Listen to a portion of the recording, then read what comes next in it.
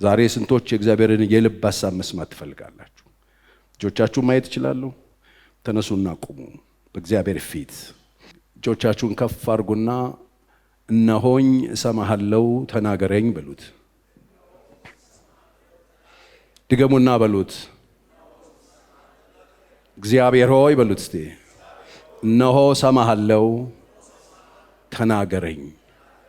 እንጸልያለን። መንፈስ ቅዱስ ይህንን ጊዜ ባርክልን። በዚህ የተሰበሰቡ ቅዱሳን እህቶቼና ወንድሞቼን እኔንም ጭምር እንድትናገረን በኢየሱስ ስም እንለምናሃለን። ፈቃድህ በመካከላችን ትሁን። አሁን መንግሥትህ በመካከላችን ትሁን። ያንተ ድምፅ በመካከላችን ትሁን። የጨለማው ጉልበት በስምህ ይፍረስ። ይህን ጊዜ በአብ በወልድ በመንፈስ ቅዱስ አንድ አምላክ ስም ባርክልን።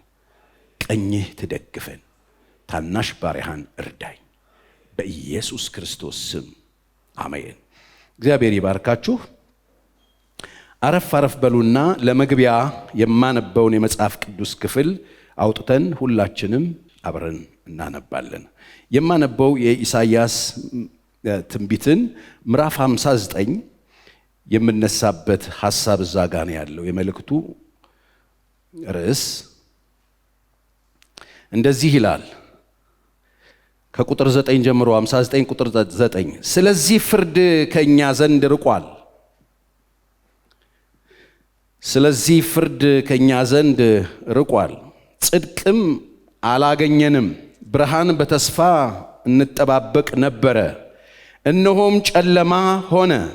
ጸዳል በተስፋ እንጠባበቅ ነበር፣ ነገር ግን በጨለማ ሄድን። እንደ ዕውሮች ወደ ቅጥር ተርመሰመስን፣ ዓይን እንደሌላቸው ተርመሰመስን። በቀትር ጊዜ በድንግዝግዝታ እንዳለ ሰው ተሰናክለናል፣ እንደ ሙታንም በጨለማ ስፍራ ነን። ሁላችን እንደ ድቦች እንጮኻለን፣ እንደ ርግብ እንለቃቀሳለን። ፍርድ በተስፋ እንጠባበቅ ነበረ፣ እርሱም የለም። መዳንም ከኛ ዘንድ ርቋል። አመፃችን ባንተ ፊት በስቷልና ኃጢአታችን መስክሮብናልና አመፃችን ከኛ ጋር ነውና በደላችንን እናውቃለንና አመፅንም አምፀናል፣ ሐሰትንም ተናግረናል። አምላካችን ከመከተል ተመልሰናል፣ ግፍንና አመፅንም ተናግረናል። የኃጢአት ቃልንም ጸንሰን ከልብ አውጥተናል። ፍርድም ወደ ኋላ ተመልሷል፣ ጽድቅም በሩቅ ቆሟል። እውነትም በአደባባይ ላይ ወድቋልና ቅንነትም ሊገባ አልቻለምና እውነትም ታቷልና ከክፋትም የራቀ ሰው ብዝበዛ ሆኗል። እግዚአብሔር አየ፣ ፍርድም ስለሌለ ተከፋ። ሰውም እንደሌለ አየ፣ ወደ እርሱ የሚማልድ እንደሌለ ተረዳ፣ ተደነቀም። ስለዚህ የገዛ ክንዱ መድኃኒት አመጣለት፣ ጽድቅም አገዘው። ጽድቅንም እንደ ጥሩር ለበሰ፣ በራሱም ላይ የመዳንን ራስ ቁር አደረገ። የበቀልንም ልብስ ለበሰ፣ በቅናትም መጎናጸፊያ ተጎናጸፈ።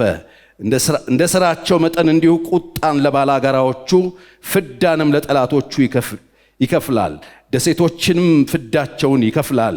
እርሱ እግዚአብሔር ነፋስ እንደሚነዳው እንደ ጎርፍ ፈሳሽ ይመጣልና በምዕራብ ያሉት እግዚአብሔርን ስም በፀሐይ መውጫም ያሉት ክብሩን ይፈራሉ እያለ ይቀጥላል። ልጨርሰው። ለጽዮን ታዳጊ ይመጣል፣ በያዕቆብ ዘንድ ከኃጢአት ለሚርቁ ይላል እግዚአብሔር። ከእርሱ ጋር ያሉት ቃል ኪዳን ይህ ነው ይላል እግዚአብሔር። በእናንተ ላይ ያለው መንፈሴ በአፉ ውስጥ ያደረግኩት ቃሌ ከዛሬ ጀምሮ እስከ ዘላለም ድረስ ከአፍህ ከዘር ዘርህም አፍ አያልፍም ይላል እግዚአብሔር እያለ ይቀጥላል። እኔ የምፈልገው ይሄንን ቁጥር 16 ላይ ያለውን ሐሳብ ነው። እግዚአብሔር አየ ይላል። ምኑን ያየው? በዚህ በእስራኤል ቤት ውስጥ የነበረውን ችግር አየ። የነበሩ በርካታ ችግሮች ነበሩ። እግዚአብሔር አየ፣ ተከፋ። እግዚአብሔር ከፋው። ሲመለከት እግዚአብሔር ይከፋዋል እንዴ? አይገርማችሁም? ከፋው እግዚአብሔር ከፋው። ከዛ ደግሞ ተደነቀ ይለናል።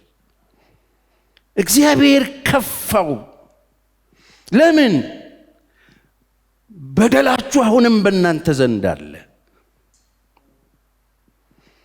በእናንተና በእግዚአብሔር መካከል በደል አለ። ኃጢአታችሁ በእናንተና በእግዚአብሔር መካከል ለይቷል። አሁንም ንስሐ አልገባችሁም። እጆቻችሁን ከደም አልታጠበም። ከአንድ ጀምሮ ስታነቡ አሁንም ጥፍሮቻችሁ ጣቶቻችሁ ላይ አሁንም እሱ አለ። አመፃ አለ፣ ክፋት አለ፣ ርኩሰት አለ። ከንፈራችሁ አሁንም ኃጢአትን ይናገራል። በደልን ትፈጽማላችሁ። ምላሳችሁ ኃጢአትን ይናገራል። በጽድቅ የሚሰራው ሰው በእውነት ፍርድ የለም፣ ጽድቅም የለም፣ ፍርድ የለም። ተዛብቷል፣ ጭም ሊቅልቁ ወጥቷል በእስራኤል ቤት ላይ። በደል አለ፣ ኃጢአት አለ፣ ደም ማፍሰስ አለ፣ አመፃ አለ፣ ርኩሰት አለ። ከዛ ደግሞ መመለስ የለም።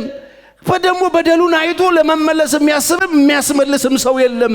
እግዚአብሔር አየ፣ የምድሪቱን መጎሳቆል አየ፣ በህዝቦች መካከል ያለውን ክፋት አየ፣ በደሉን አየ፣ ኃጢአቱን አየ። ከዛ በዚህ ጉዳይ የሚማልድ አለ ሲል የለም። በዚህ ጉዳይ አየና እግዚአብሔር ከፋው። ሰው እንደሌለ ባየ ጊዜ ከፋው። እግዚአብሔር ተከፋ። ለምን? ፍርድ ስለሌለ። ታውቃላችሁ እግዚአብሔር አልተለወጠ። አዲስ ኪዳን ስንገባ እግዚአብሔር አልተለወጠ። የተለወጠው የኛ እድል። እግዚአብሔር ይሄ እግዚአብሔር ነው፣ እኔን ማመልከው አምላክ። በኃጢአን መካከል፣ በበደል መካከል፣ በርኩሰት መካከል ሰው አለ። ይሄን ጉዳይ ሊያስተካክል የሚችል፣ በዚህ ጉዳይ የሚሰማው፣ እኔ የማዝንበት ነገር የሚያሳዝነው፣ እኔ የሚያስለቅሰኝ ነገር የሚያስለቅሰው፣ እኔን የሚያስከፋ ነገር የሚያስከፋው ሰው አለ ብሎ ሲያይ ከፋው እግዚአብሔር። አይገርም? እውነት አደባባይ ላይ ወድቋል። ፍርድ የለም። ከፋው እግዚአብሔር። ይሄ ደግሞ መሆኑ ብቻ አይደለም፣ ይሄ ነገር አለ ብሎ ወድቆ የሚማልድ ሰው እንደሌለ ባየ ጊዜ ደግሞ ደነቀው። በጣም ተደነቀ። እግዚአብሔር ደነቀው። ኃጢአቱ አስከፍቶታል፣ መበተኑ አስከፍቶታል፣ አመፁ አስከፍቶታል፣ ደም ማፍሰሱ አስከፍቶታል፣ መገዳደሉ አስከፍቶታል፣ ኃጢአቱ አስከፍቶት፣ የሕዝቡ ርኩሰት አስከፍቶታል። ይሄን ጉዳይ አይቶና ተረድቶ ደግሞ የሚማልድ ሰው ሲፈልግ ባጣ ጊዜ ደነቀው እግዚአብሔር ደነቀው። ከዛ መጣ እግዚአብሔር። ንፋስ እንደሚገፋው ጎርፍ ድንገት ይመጣል። የገዛ ክንዱ መድኃኒት አወጣለት። ታውቃላችሁ እግዚአብሔር የሰማይና የምድር ባለቤት ነው። እስቲ በደንብ አሜን በሉ። ፍርድ እንደሌለ ባየ ጊዜ ከፋው። ወደዳችሁም ጠላችሁም ፍርድ ይዘገይ ይሆናል እንጂ ይመጣል። ጻድቅ ፈራጅ በዙፋኑ ላይ አለ። ጉባኤው በደንብ አሜን ይበል። ይዘገይ ይሆናል እንጂ መምጣቱ አይቀርም። ለምን ካላችሁኝ ፍትህ የእግዚአብሔር የባህሪ ገንዘቡ ስለሆነ። ፍትህ የእግዚአብሔር ባህሪ፣ ፍርድ የእግዚአብሔር ያይና በዚህ ጉዳይ ኃላፊነት የሚወስድ የሚሰማው፣ ጉዳዩን የሚያይ፣ ጣልቃ የሚገባ፣ የሚንበረከክ፣ የሚማልድ ሰው አለ የለም? ቼክ ያደርጋል። ከሌለ የራሱ መድኃኒት ያመጣለታል። ይዘገይ ይሆናል፣ ፍርድ ግን አለ። እውነትን ለሚያውቁ ሰዎች ፍርድ አለ። አሜን። ገርማል። በዘመናት መካከል እንደዚህ አይነት ሁኔታ ውስጥ እግዚአብሔር ሰው ይፈልጋል። እናንተን በኢየሱስ ክርስቶስ የመስቀል ሥራ ካዳናችሁ በኋላ በሆነ ቸርች ወይ መጋዘን ውስጥ እየከመረ የማስደነቅ ፕሮግራም እግዚአብሔር የለውም።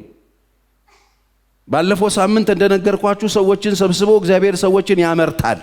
ሰዎችን ነው የሚያመርተው፣ መንጋ አይደለም የሚያመርተው፣ ሰዎችን ነው የሚያመርተው። ሰዎች በምን ይሰራሉ? በእግዚአብሔር ቃል ይሰራሉ። ሰዎች በምን ይሰራሉ? በመንፈስ ቅዱስ ይሰራሉ። ሰዎች በምን ይሰራሉ? እግዚአብሔር የኔ በሚላቸው ሰዎች ይሰራሉ። እዚህ ምን ልናረግ ተሰበሰብን? ልንሰራ። ምን ሆነን? ሰው ሆነን። የሰራዊት አምላክ እግዚአብሔር ሰው ያደርጋችሁ። እስቲ ጉባኤው በደንብ አሜን ይበለኝ።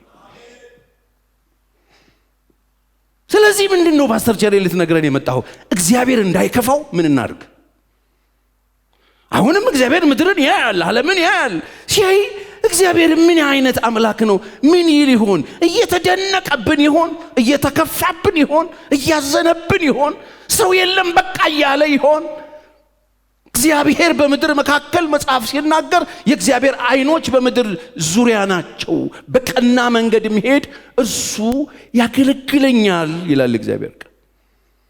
የእግዚአብሔር አይኖች ተከፍተዋል፣ ምድርን ያያሉ፣ እኛን ያያሉ፣ የተሰበሰብንበትን ቦታ ያያሉ፣ የምንኖርበትን ምድር ያያሉ፣ ምድር ላይ የሚኖረውን ሰው ያያሉ፣ በሰዎች መካከል ያለውን የፍትህ ስርዓት ያያሉ፣ ፍርድን ያያሉ፣ ኑሮን ያያሉ፣ እርስ በርስ ያለን ህይወት ያያሉ። አይኖቹ ያያሉ እግዚአብሔር።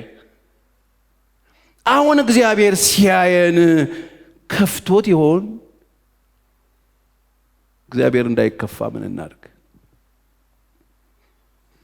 እንዳይከፋ ይሄው ፍርድ እንደሌለ ባየ ጊዜ ያለ የተከፋው ፍርድ ስለሌለ ተከፋ። ሰው ስለሌለ ተከፋ። ስለዚህ እግዚአብሔር እንዳይከፋ ምን እናድርግ? ሰው ነው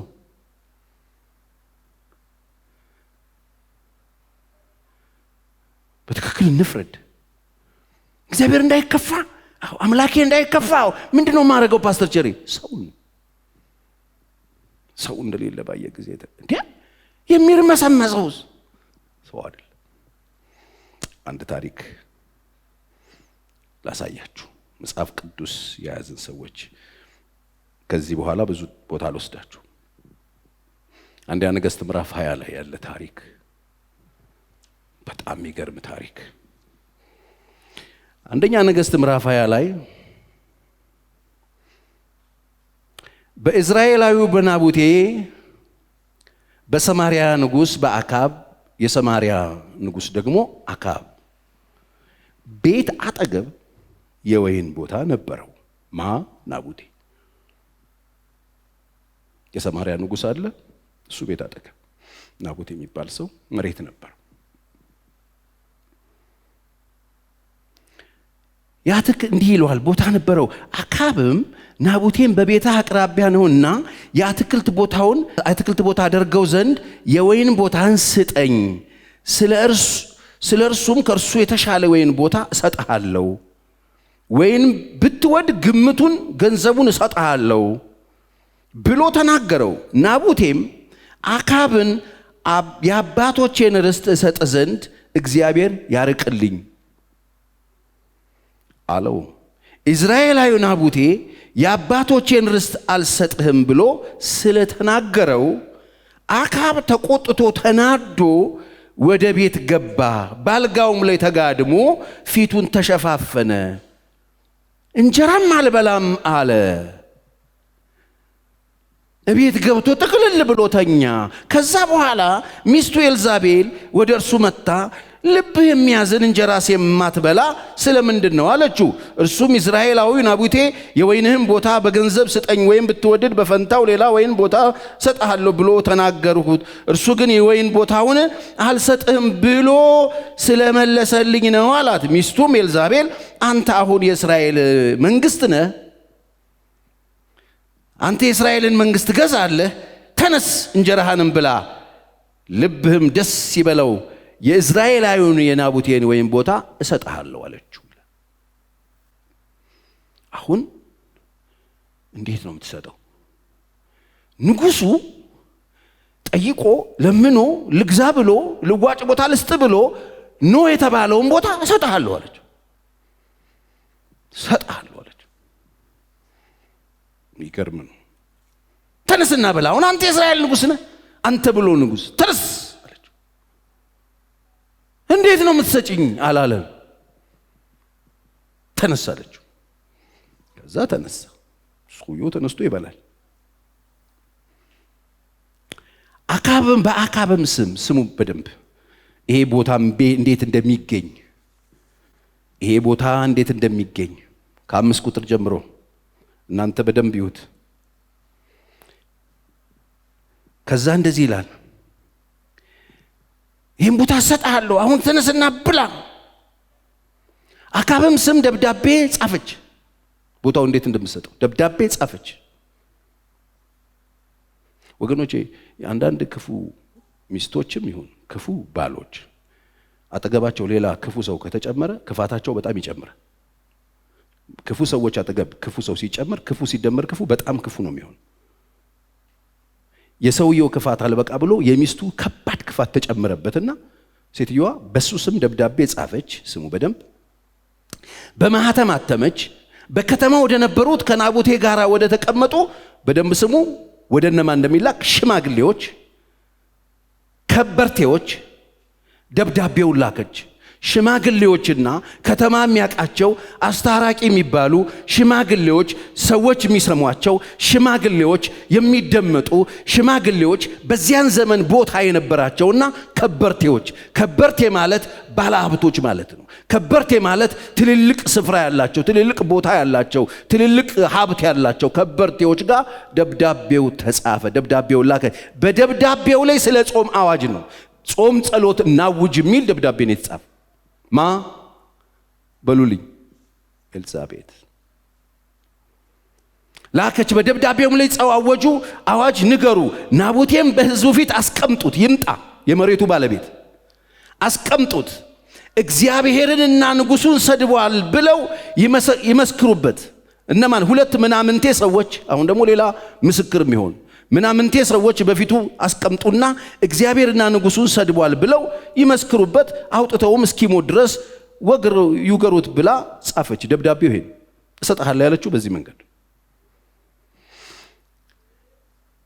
እሰጥሃለሁ፣ አታልቅስ፣ እሰጥሃለሁ፣ አልበላም አትበል፣ ተነስ ብላ አለችው። ስለዚህ አሁን ምን ያስፈልጋል? ሐሰተኛ ምስክር ያስፈልጋል። ሐሰተኛ ምስክር ምናምንቴ ሰዎች ናቸው። ስሙ በደንብ የማያውቁት ጉዳይ ላይ ገብተው የሚመሰክሩ፣ እውነትን በውሸት የሚለውጡ፣ ኤኒታይም በተጠሩበት ሰዓት ሁሉ ባላወቁት ነገር አይኔን ግንባር አድርገው ሁሉ የሚመሰክሩ ንጹህ ሰዎች ላይ ምስክርነት የሚሰጡ ሰዎች ስማቸው ምናምንቴ ይባላል። አሁን ምናምንቴ ሰዎችን ጥሩ፣ ሁለት ምስክር፣ የከተማ ከበርቴዎች ይሰብሰቡ፣ የሀገር ሽማግሌዎች ይምጡ፣ ናቡቴን አስቀምጡትና እነዚህ ሁለት ምናምንቴ ሰዎች ይመስክሩበት። ምን ብለው? አሁን እየተፈለገ ያለው ተመልከቱ፣ ሴራ፣ የሰውየውን መሬት ለመንጠቅ፣ የሰውየውን ቦታ ለመውሰድ የሰሩት ሴራ ነው ይሄ። ንጉሡን ሰድቧል። በተራ በተራ ቆመው መሰከሩ። ስደብን ያደረገው በምስክር በዳኛ ፊት መሰክሩበት። ሐሰተኛ ዳኞች ተቀምጠው፣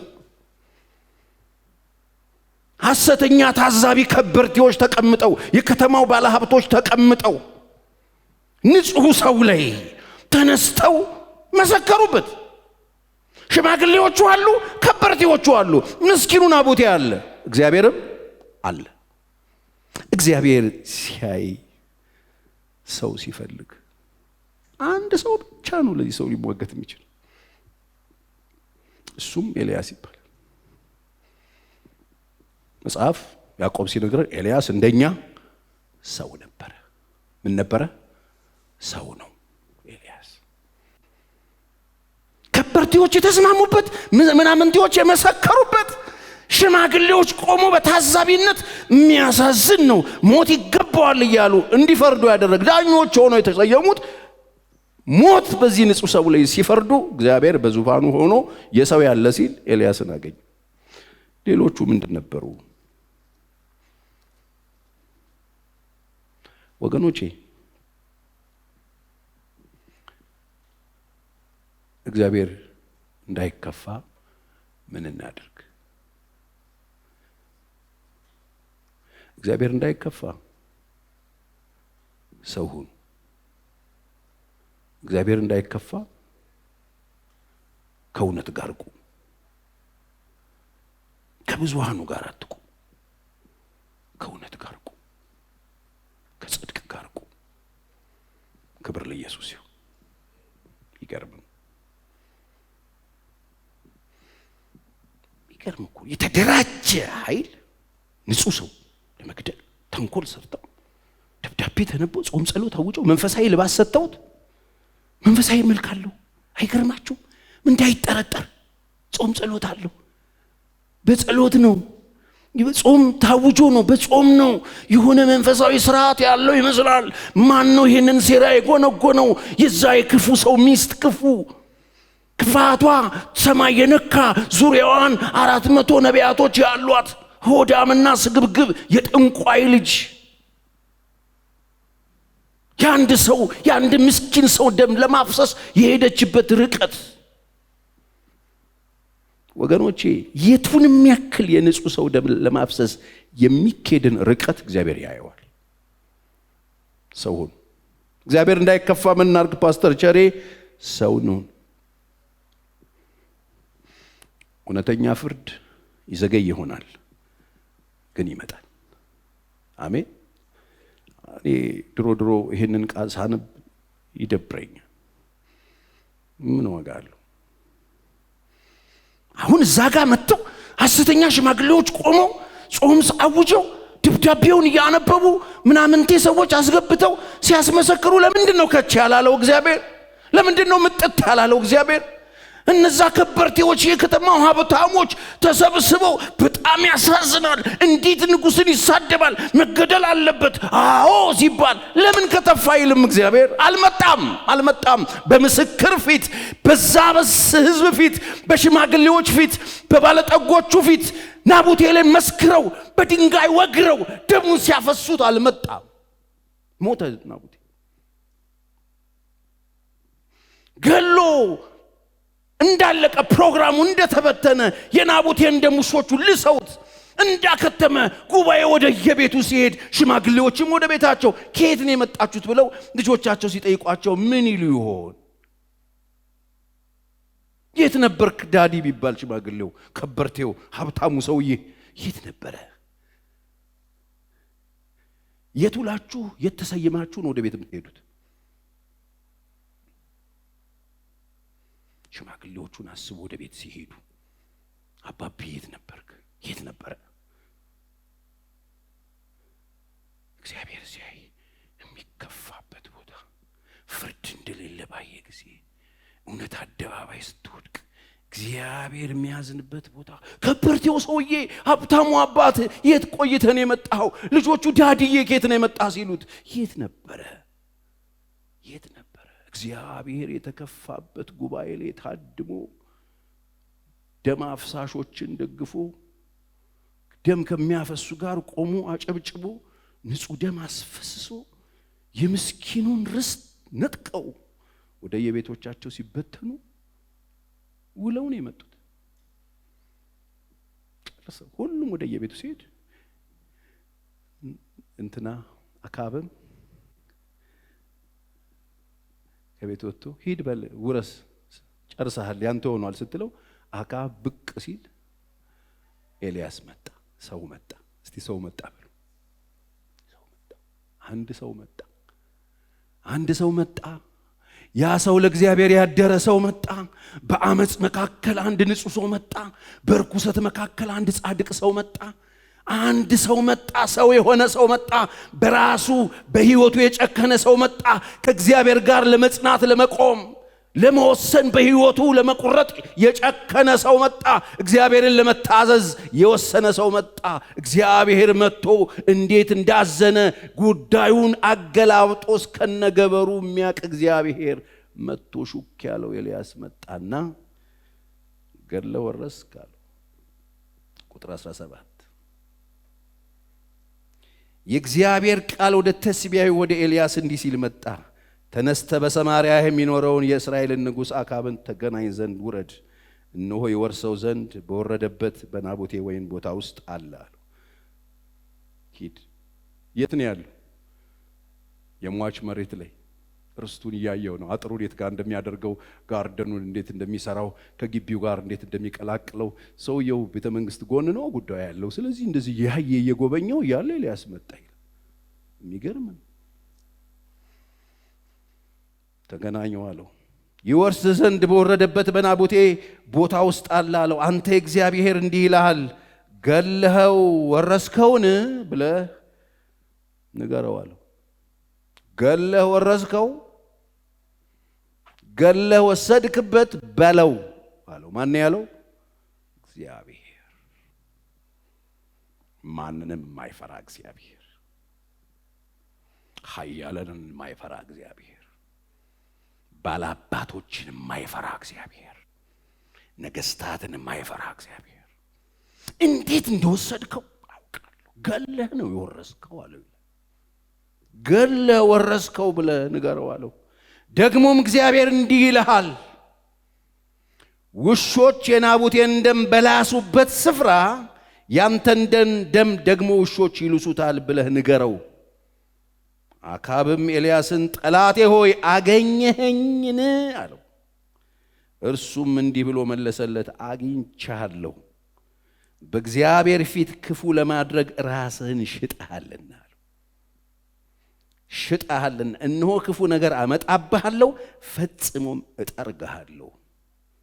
አካብም በእስራኤል ዘንድ የታሰረውንና የተለቀቀውን ወንድ ሁሉ አጠፋለሁ፣ በሥራህም አስቆጥተኸኛልና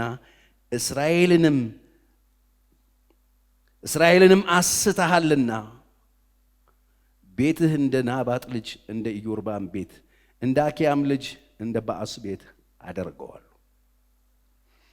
አስብ፣ ሽምቅቅ እያለ ሰውዬ ትናንትና ዲል እያደረገው የነበረው ሰውዬ ተሰውረዋል።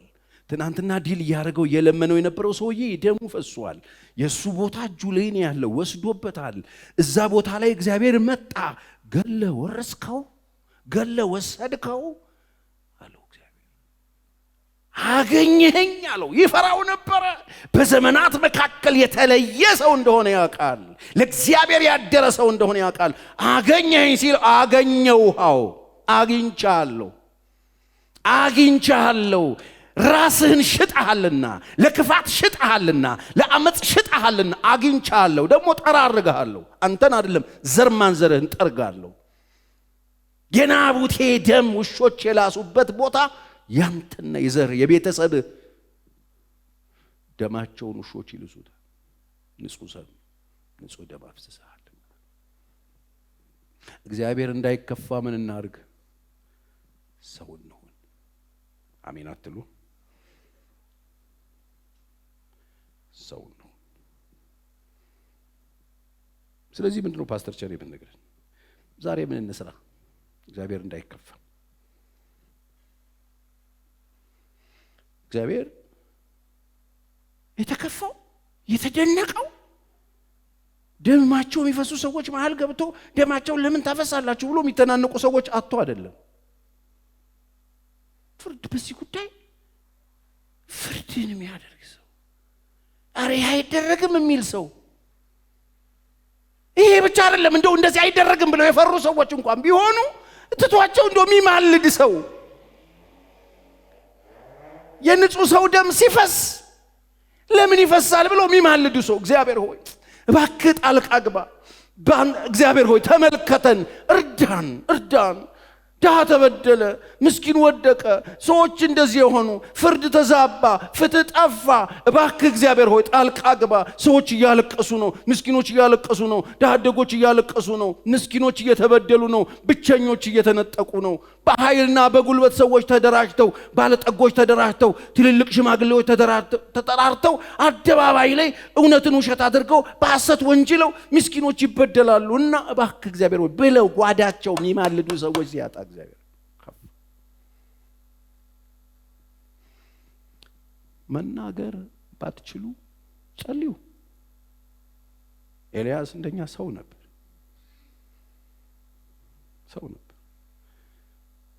ይሄ ክፉ መንግስት፣ እቺ ክፉ ሴት ሀገሩን ሲያመሱት ሰማይ ቆልፎባቸዋል እኮ ከእግዚአብሔር ጋር ተማክሮ። አንድ ሰው ይሰማው ነበር እግዚአብሔር። ለዚህ ነው እኮ ስለጸለ ኤልያስ እንደኛ ሰው ነበረ።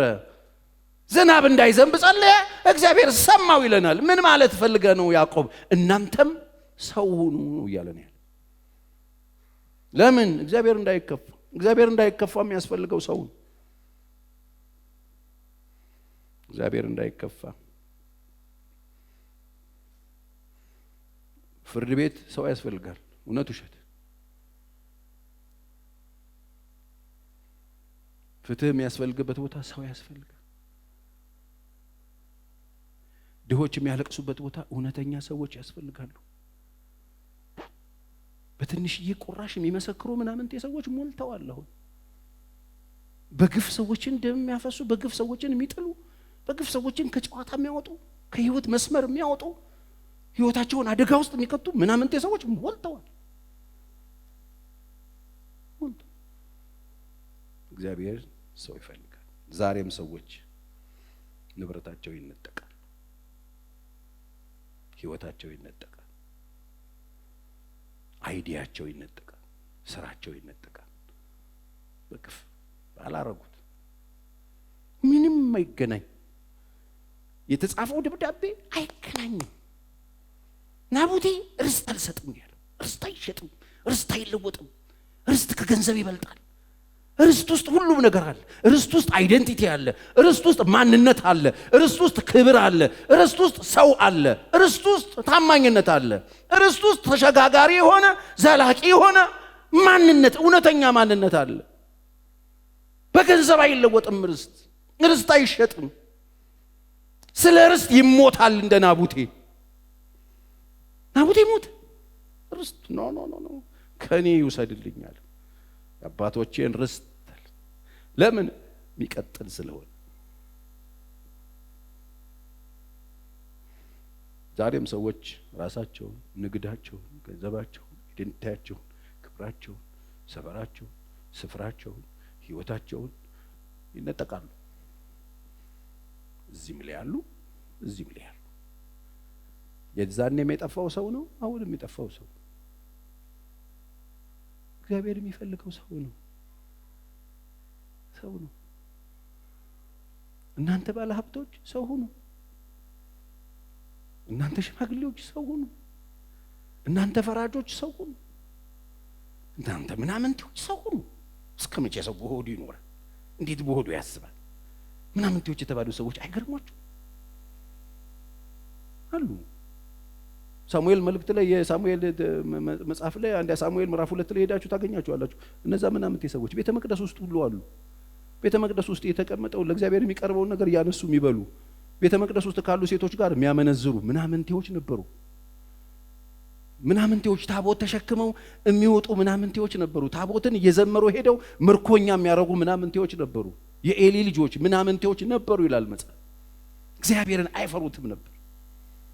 ወገኖች ምናምንቴዎች ቤተ መቅደስ ሲኖሩ፣ ምናምንቴዎች ሀገር ላይ ሲኖሩ ፍርድ ይዛባል፣ ንጹህ ደም ይፈሳል። ምናምንቴዎች ቤተ ክርስቲያን ሲኖሩ ሞገስ ይጠፋል፣ ክብር ይጠፋል፣ የእግዚአብሔር ቃል ብርቅ ይሆናል፣ ራእይ አይገለጥም። የእግዚአብሔር ህልውና አይሰማንም፣ አይታወቀንም። ቃል ብርቁ ነው የምንሆነው። ደሱ ነው የሚለው መጽሐፍ።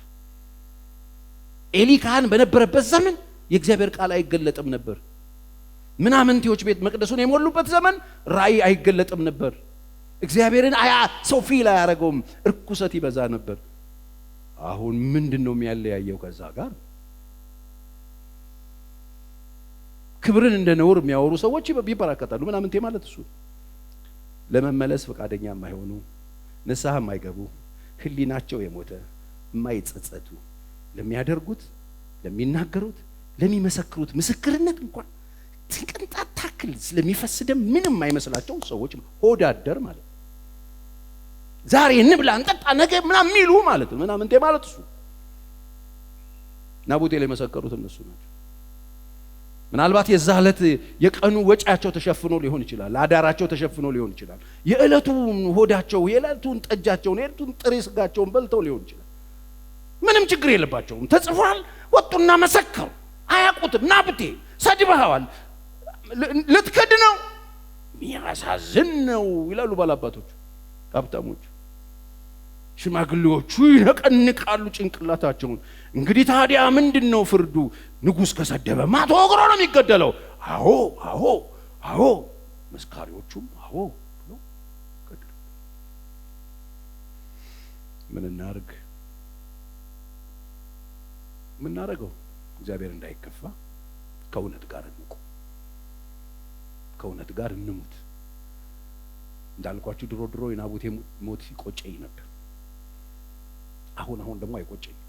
በጣም አሪፍ ሟች፣ እንደ ጎበዝ በረኛ ርስት ይዞ ነው የሞተው። የሚገርመው ነገር እንደዚህ አይነት ሴራ እንደዚህ አይነት ተንኮል ሰርተውና አካብ እንደዚህ አይነት ሴራ ጽፋ ኤልዛቤት እንደዚህ አይነት ሴራ ሰርተው መኳንንቶቹ ሀብታሞቹ ባለጠጋዎቹ እንደዚህ አይነት ሴራ ሰርተው እንደዚህ አይነት ምስክርነት ሰጥተው ምናምንቴዎቹ እንደዚህ አይነት ሴራ ላይ ተባበረው ሽማግሌዎቹ ያጸደቁትና ለሰውየው ያወረሱትን መሬት አለመውሰዱ ተግልክ አልተጠቀሙበት። እግዚአብሔር መጣ፣ ተጀመረ ሂሳብ መከፈል። ሰውየው ተጸጽቶ ሲያለቅስ በቃ በአንተ ዘመን አላረገውም ማለት ተመልከቱ። ታሪኩን ስታነቡ የቀረ የለም። እሺ ኤልዛቤት እዛው ጋር ተፈጥፍጣ እዩ መጥቶ ፈጥፍጦ ውሾች ደሞ አላሱ። እስቲ እቺ የንግስት ልጅ ነበረች ትቀበር ሲባል የለችም፣ ሬሳው አቋል ተገኘ። አካብ እንደዚህ ተወክቶ ዘሩ 70 ሰዎች በአንድ ጊዜ ተፈጭተው ወንድሜ ይዘገይ ይሆናል እንጂ እግዚአብሔር ፈራጅ። ስለዚህ ስትኖሩ ሰው ሆኑና ኖሩ። የምትቆሙበት ቦታ የምትሰየሙበት ቦታ ስትወጡ ከቤት ለምን ነው የምትወጡት?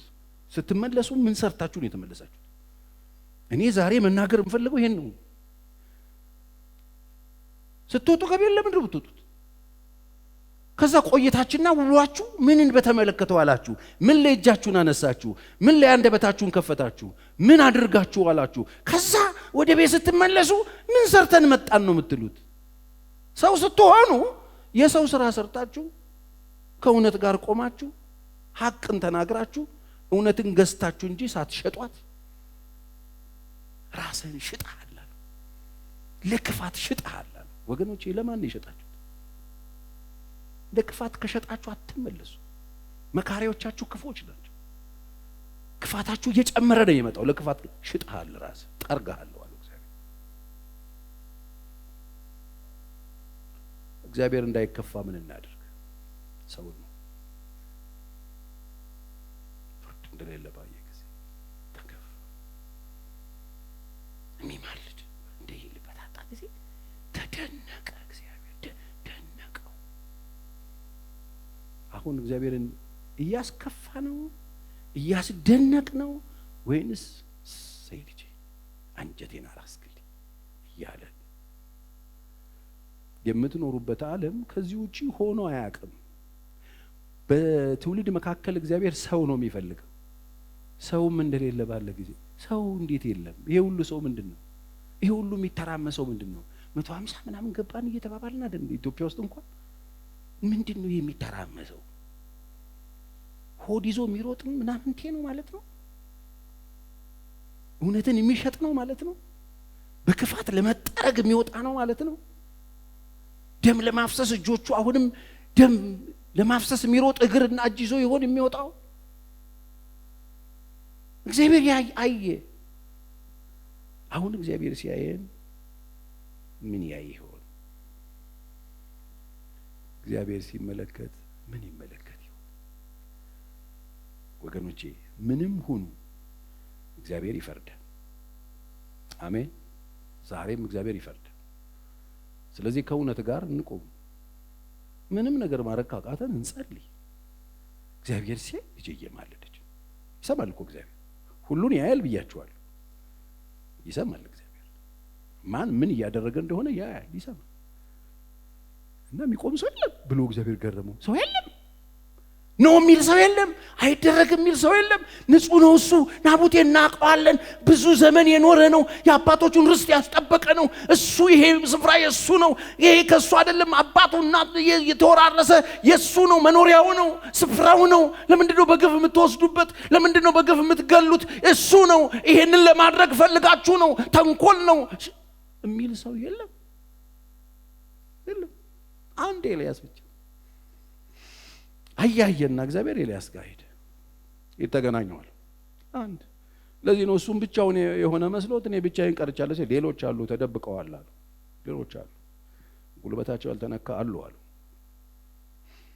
ብቻዬን ቀረሁ ፈርቶ በቃ ውሰደኝ እኔ ከአባቶች አልበልጥም።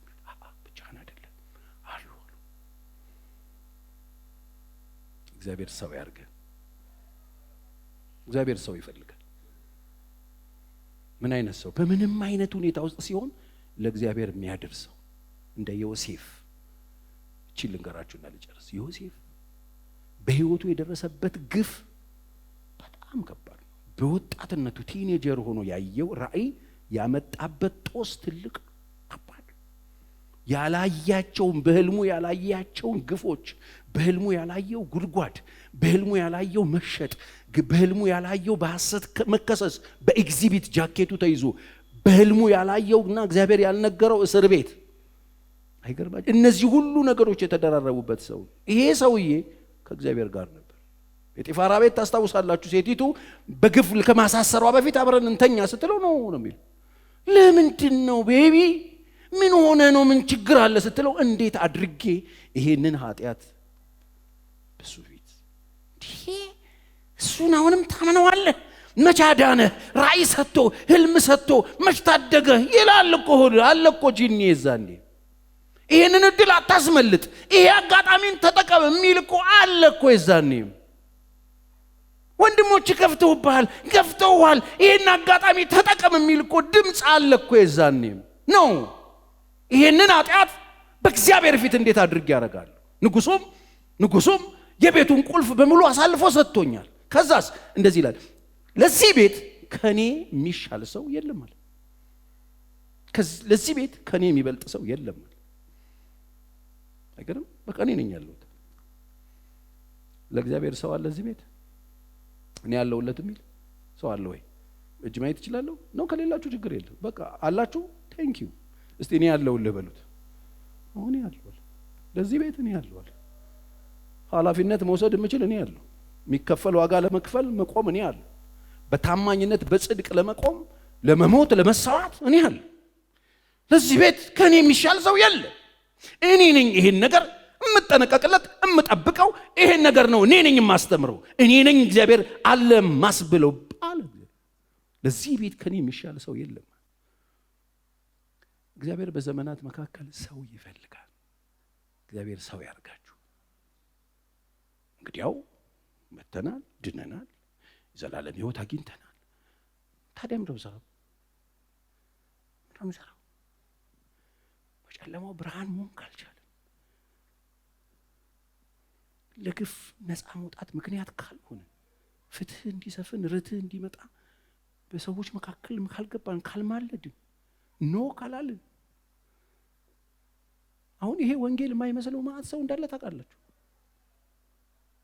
እንደዚህ ከሆነ ኤልያስ በቃ የእግዚአብሔር ሰው አልነበረም ምን ያረጋል እዚህ ውስጥ ታዲያ ወገኖቼ ወንጌል ከዚህ ውጭ አይደለም ይሄ እግዚአብሔር ድምጽ ነው እግዚአብሔር ከፍቶታል በጣም ተደንቋል ሲያይ እውነት አደባባይ ላይ ወድቃለች ፍርድ የለም ደም ይፈሳል ርኩሰት አለ ማንም ደግሞ ምንም አይልም የሚጸልይም የለም የሚማልድም ከፋው እግዚአብሔር ገረመው እግዚአብሔር ደነቀው እግዚአብሔር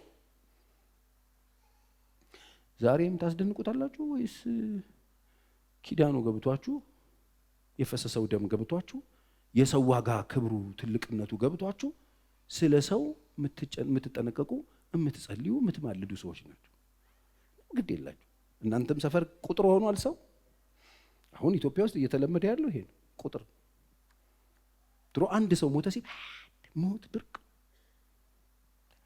ድን ይገረም አሁን ስንት ሰው በቂ እግዚአብሔር ይርዳ መንፈስ ቅዱስ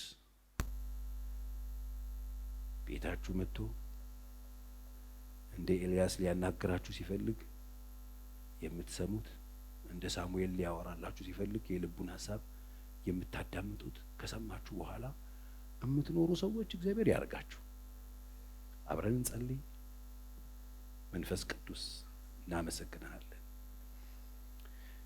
ይሄንን የእግዚአብሔር ሐሳብ ከሰማችሁ በዚህ እግዚአብሔር ሐሳብ እውነት ሕይወታችንን ፈተሽ እናድርግና ምን እያደረኩ ነው ምናልባት እኔ ሐሰት ምስክር ሆኜ ቆሜ ንጹህ ደም የመፍሰስ ምክንያት ይሆን